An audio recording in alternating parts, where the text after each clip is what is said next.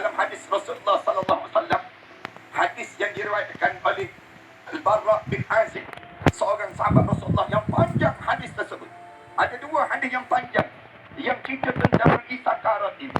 Yang pertama hadis Barra bin Azib, dan yang kedua hadis Anas bin Malik radhiyallahu anhu. Dan kalau kita simpulkan daripada hadis itu, keadaan kematian manusia ni rupa-rupa tiga keadaan saja yang akan berlaku pada seorang. Tiga keadaan ini akan berlaku. Yang pertama disebut dalam Al-Quran Karim, Allah gambarkan tentang mengenai sakarat yang pertama yang akan berlaku di kalangan orang-orang kafir. Orang kafir ni disebut dalam surah Al-Anfal, ayat yang ke-50.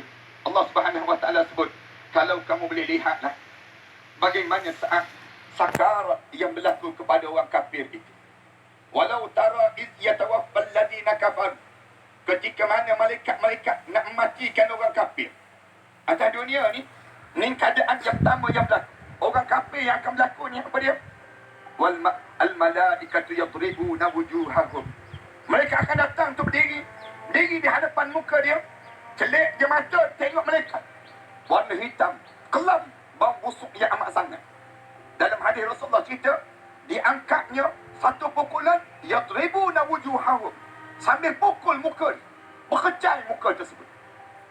Sambil kata beliau, waduku adabal harib, rasalah sekarang, rasa sekarang azab yang terlalu amat pedih yang kamu rasakan sekarang. Orang kafir ni kerana kekufuran, mula-mula di kalangan kita yang nampak malaikat turun. Malaikat turun ni, bila malaikat turun tu, malaikat diri saja depan anak Adam. Diri ni ada dua. Dalam hadis Rasulullah sallallahu alaihi wasallam sebut. Waktu mana diri, kalau dia berdiri dalam keadaan putih, malaikat yang warna putih, dalam keadaan yang jernih, bau wangi, itu tanda di kalangan hamba Allah yang saleh. Kita di kalangan hamba Allah yang saleh. Kalau datang tu hitam, dalam keadaan yang bau busuk, kemudian diri pula sepanjang, dalam keadaan diri tersebut, nampak mata kita ni memandang, nampak diri di saat tersebut. Malaikat sebut terus, wahai anak Adam, aku cari sedikit air untuk kamu telan, sudah tidak ada. Aku cari sepatah kataan yang keluar daripada mulut kamu, sudah tidak ada. Aku cari selangkah daripada langkah kaki kamu, sudah tidak ada. Wahai roh, sila keluar daripada jasad ini. Roh orang yang tak beriman pada Allah, dia akan lari bertempiaran. Lari ni, tak nak keluar ni. Dalam keadaan tak nak keluar, kamu nampak merah kemegahan di liang-liang roma ni. Nampak merah kemegahan di liang-liang roma. Bila tak nak keluar, mereka pukul adbarahum, depan mereka dan belakang mereka. Wal malaikatu yadribuna wujuhahum. Mereka pukul ni muka ni. Kenapa muka dipukul? Kerana muka mereka terlampau tebal dalam melawan syariat Allah. Kerana muka ni lah yang sentiasa mengejek-ngejek orang yang beriman pada Allah. Kenapa dipukul muka? Kerana muka roh akan dikeluarkan. Roh akan keluar daripada biji mata, tarik daripada hujung kaki. Bila tarik hujung kaki tak nak keluar, pukul muka. Bila pukul muka, seluruh kesakitan ini terus naik sampai ke atas. Wa adbarahum, di belakang dia kena pukul, depan dia kena pukul, sambil dikatakan wazuqu azabal harib. Rasalah kepedihan yang amat sangat di saat yang sebegini. Mudah-mudahan kita tak termasuk di kalangan ini. Doa pada Allah yang ni, yang disebut dengan digentak. Bila gentak keluar saja bau busuk sebusuk-busuk. Bila bau busuk sebusuk-busuknya, dalam hadis Rasulullah sallallahu alaihi wasallam itu, keluar saja roh ini, terpercik daripada biji mata. Biji mata dia terpercik. Rasulullah sallallahu alaihi wasallam sebut, Rasulullah ambil bekas air, Rasulullah genyih-genyih. Genyih-genyih air tersebut, Rasulullah kata, macam ni lah roh orang kafir yang keluar daripada mata dia, dalam keadaan terpercik. Roh dia tersebut bau busuk sebusuk-busuk. Yang ni kerana padan dengan kejahatan dia dan kekufuran dia. Dalam hadis Rasulullah sallallahu alaihi wasallam, Rasulullah sallallahu alaihi wasallam sebut banyak, macam dalam hadis Salman Al-Farisi misal contohnya. Dia cerita tentang orang mukmin dan orang kafir. Katanya Salman Al-Farisi, aku dengar Rasulullah sallallahu alaihi wasallam sebut, Bila seorang mukmin itu, seorang itu meninggal dunia, kamu perhatikan pada dia 3 benda. 3 perkara katanya Salman Al-Farisi. Yang pertama, kamu perhatikan pada peluh di dahinya. Orang mukmin akan berpeluh di atas dahi dia.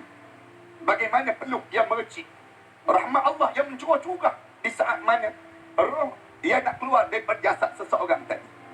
Orang mukmin. Yang kedua, kamu boleh lihat Rasulullah sebut orang mukmin akan keluar air mata pada matanya. Keluar air mata jernih, menunjukkan dia dilihatkan tempat dia dalam syurga Allah Subhanahu Wa Taala.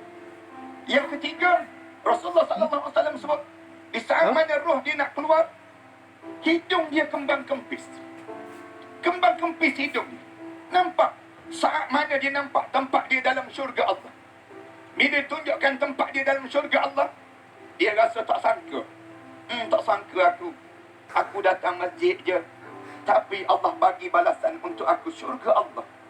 Sonok ahli syurga tu. Rasa gembira orang mukmin. Manakala orang kafir, Rasulullah sallallahu alaihi wasallam sebut dalam hadis Salman Al-Farisi ini, kamu boleh lihat di saat itu kamu kedengaran bagaikan dengkuran kaltai.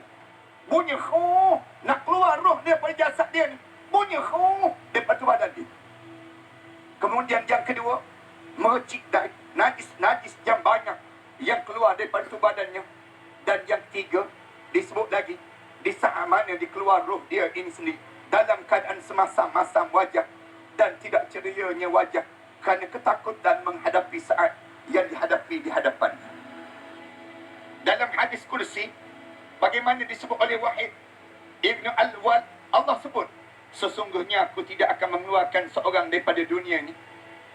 Allah sebut, sementara aku masih lagi menyayangi, sehingga aku menebuskan setiap kesalahan yang telah dilakukan dengan rasa sakit pada tubuh badannya.